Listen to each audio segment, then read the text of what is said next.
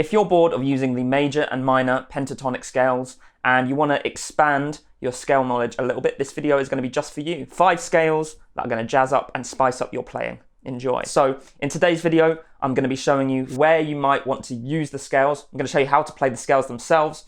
And then I've got licks prepared for each scale so you can hear how they sound. Now, if you want tabs and scale diagrams for everything shown in this video, there is going to be some down in the description at my Patreon page. So definitely check those out. So let's get started. The Phrygian dominant scale is scale number 1. So the Phrygian dominant scale is the 5th mode of the harmonic minor scale, and it consists of a root, a flat 2nd, 3rd, 4th, 5th, flat 6th, and flat 7th. So let's take a look at how we can play the Phrygian dominant scale. So we're going to start with the root note of A. That is going to be the 5th fret of the low E string. So on the low E string, we're going to play 5, 6, 9. Then on the A and D strings, we're going to play 5, 7, 8. Then on the G string, we're going to play 6, 7, 9. On the B string, 6, 8, 10. And then on the high E string, 6, 9, 10. So that's how you play the Phrygian dominant scale. Where do we use it? So let's analyze what chord we can create from the Phrygian dominant scale. So we've got a root, a 3rd, a 5th, and a flat 7th, which creates a dominant 7th chord. That means we can play the scale on top of a dominant 7th chord and it will sound great. The dominant 7th chord naturally appears in a key as chord number 5. So if we're in the key of C, for example, chord 5 is G or G7. And we can play the G Phrygian dominant scale over the G7 chord. And that's what I've done in this lick that you're about to hear. I'm playing a 2, 5, 1 in the key of C. So I'm playing D minor 9, then I'm playing G7, and then I'm playing C major 9. Now over the D minor 9 and the C major 9, I'm just playing the C major scale. But over the G7 chord, I'm playing the G Phrygian dominant scale. So let's take a listen to the lick.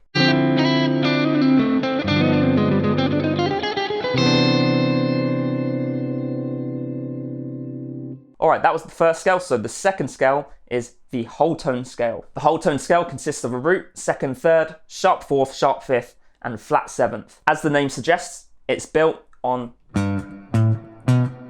whole tones. So let's take a quick look at how to play the whole tone scale. We're going to do it again with the root of A. We're playing 5, 7, 9 on the low E string. Then we're playing 6, 8 on the A string. 5, 7, 9 on the D string. 6, 8 on both the G and B strings. And then 5, 7, 9 on the high E string. So that's how you play the scale. Where do we use the scale? So if we take the root, 3rd, and sharp 5th, we get an augmented chord, which means we can play the scale over an augmented chord. If we add the flat 7th in, we get a dominant 7th, sharp 5, which means we can play it over that chord as well. The dominant 7th, sharp 5 is also known as the augmented 7th chord as well. Now there's a couple of scenarios where you can use these chords. You can use the augmented chord after chord 1 with the same root. So for example, if we're in the key of C, you can play C, then C augmented. Okay, that leads you nicely into F, which I'm playing in the chord progression in the lick that you're going to hear in a second. So we're playing C major 7, C augmented, F major 7. Then I play the G7 sharp 5. And that G7 sharp 5 can be used as chord 5 in your key, just like the G7. So those are the two uses for the augmented chord or the augmented 7th chord. So when I'm playing the C augmented, I'm playing the C whole tone scale. And when I'm playing the G7 sharp 5, I'm playing the G augmented scale. And over the top of the rest of the chords, I'm just playing the C major scale. So let's take a listen to how that sounds.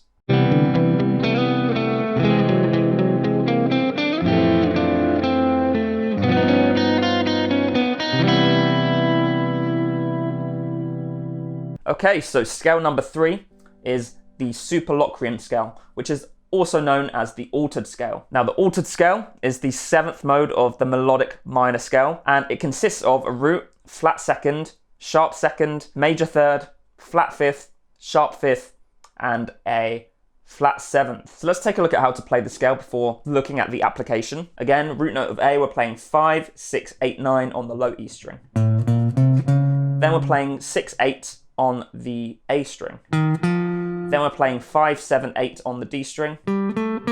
5, 6, 8 on the G string. 6, 8 on the B string. And then 5, 6, 8, 9 on the high E string. Now the altered scale is a very interesting scale. We can play it over altered dominant chords. Now altered dominant chords are dominant 7th chords with an altered 5th or an altered 9th. So we can flatten the 5th or we can sharpen the 5th. So we can get a dominant 7 sharp 5 or a dominant 7 flat 5. Or we could raise or lower the 9th. So we could get a dominant 7 sharp 9 or a dominant 7 flat 9. And we can play the scale on top of those chords. Now again, these dominant 7 altered chords work as chord 5 in your key. So again, we're going to be playing in the key of C, and I'm using the G7 sharp 5 flat 9 chord, okay, to lead us back into C. And I'm playing the G altered scale over the top of that G7 sharp 5 flat 9 chord. So let's take a listen to that.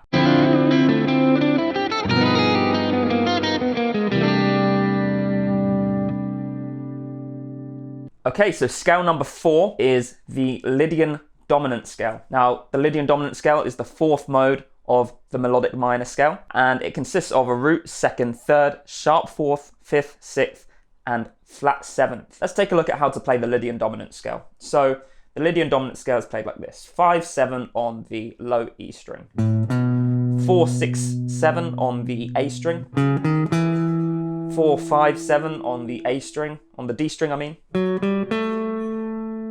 4, 6 on the G string, 4, 5, 7, 8 on the B string, and then 5, 7 on the high E string. Now if we take a look at the root, 3rd, 5th, and flat 7th, we get a dominant 7th chord. So we can play it over a dominant 7th chord, but we've got the sharp 4th in the Lydian dominant scale as well. So this is where it gets a little bit more interesting than just playing it over a 5 chord. We play it over a dominant 7 sharp 11 chord. Sharp 11 is the same as sharp 4, just an octave higher. So we can play it over a dominant 7 sharp 11 chord, which sounds quite nasty. But if we use this dominant 7 sharp 11 chord as a tritone substitution, then it sounds really cool. So check out my video on tritone substitution if you don't know what it is and if you want to learn in detail, but let me just explain what it is very quickly. So say we're heading to C. Instead of playing the 5 chord, so that would be G7, we could play a dominant 7th chord just 1 fret higher than that C chord. So for example, C sharp 7 into C.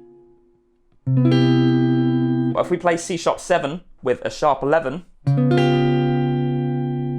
it has even more tension that wants to resolve back to that C. Okay, so that's what I've done in this chord progression. I'm playing a 2-5-1, but instead of playing the 5, I'm using the tritone substitution. So I'm playing D minus 7, then I'm playing C sharp 7 sharp 11. That's where I'm going to play my C sharp Lydian dominant scale, and then C major 7. Okay. So over the D major, over the D minus 7 and the D major 7, just playing the C major scale. Over the C sharp 7 sharp 11, I'm playing the C sharp Lydian dominant scale. So take a listen.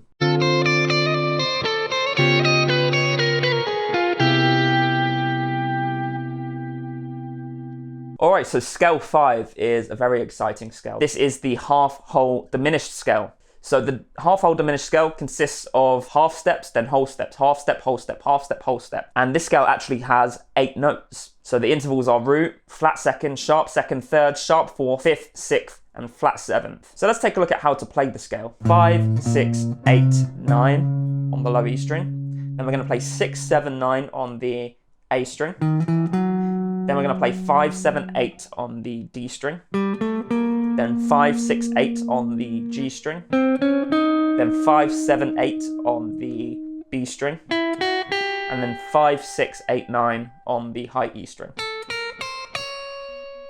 Now this scale is very interesting because there's a few different chords we can play the scale over. Like most of the scales in this video, you can play it over a dominant 7th chord because we've got a root, 3rd, 5th, and a flat 7th. So we can do that. We've also got a 6th, which if we play an octave higher becomes a 13th. So you could play over a dominant 13th chord, but we can also play it over diminished and diminished 7th chords. So a diminished chord is root, flat 3rd, and flat 5th, which I've written out as root, sharp 2nd, and sharp 4th, which are enharmonically equivalent. And if you add the 6th in, then we get a diminished 7th chord, where the 6th would actually be called a double flat 7th in the chord. Again, enharmonically equivalent. So if we take a diminished chord or a diminished 7th chord, we can play the half whole diminished scale over the top of those. Now the chord progression I used for this final lick was C major 7. Again, we're in the key of C. Then I played C sharp diminished 7th. Now this is a passing chord leading into D minor 9. Okay? Over the C sharp diminished 7th, I played the C sharp half whole diminished scale. So after D minor 9, I head to G13. Remember I said we could play the half whole diminished scale over dominant 13 chords. So I used the G half whole diminished scale over this chord as well. And then that led nicely back into the C major 7. So C major 7, C sharp diminished 7th, D minor 9, G13, and then C major 7 again. So let's take a listen to the lick.